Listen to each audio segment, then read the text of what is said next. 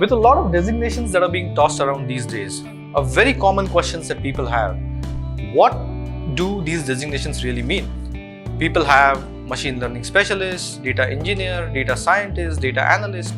What do these designations essentially mean, and what are the key differences?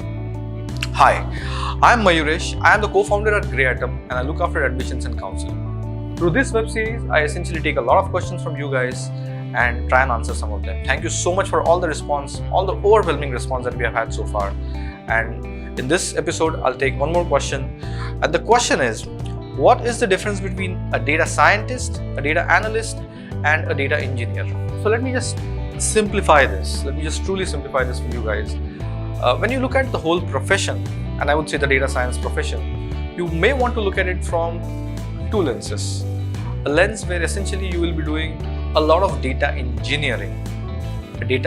What I mean by data engineering is, if you are doing data engineering, is you are enabling a very large team within your organizations to enable to do them data sciences. So whether it is creating the infrastructure, if you need some sort of a streaming infrastructure where a lot of data flows at a very high speed, or the volume of data is exceptionally high, how do you make sure that the data scientist or data science professional within your team are able to leverage and consume this data in a meaningful way? If you're truly engineering that, if you're making sure that that happens technically, so you're working with some big data technologies, that's when you will say that you're doing a lot of data engineering with respect to storage, retrieval, and all the other aspects of data.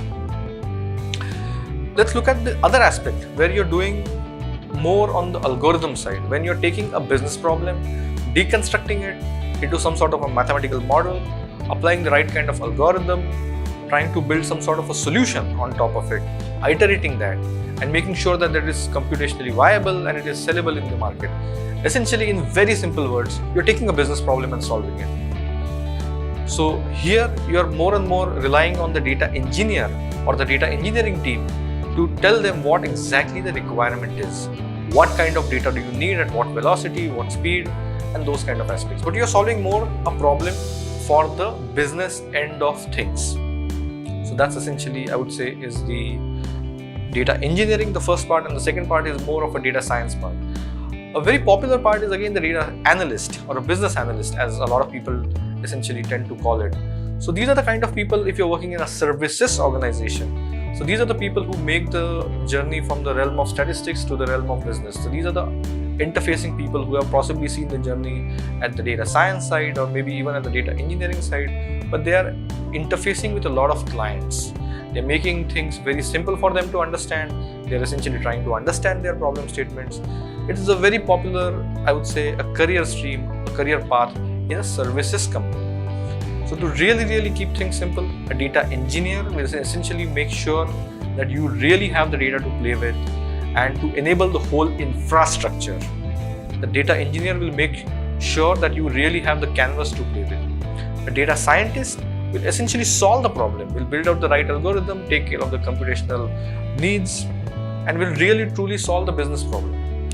A data analyst or a business analyst might be more of an interfacing person who will be talking with a lot of customers, taking the requirements, getting the results from the data engineering team and the data science team, and possibly communicating it back with the external stakeholders. They may be internal stakeholders, they may be external stakeholders, but this is essentially a class of people who are doing more of a interfacing, more of a taking the results from the realm of statistics into the realm of business and vice versa. So they are more of the interfacing players.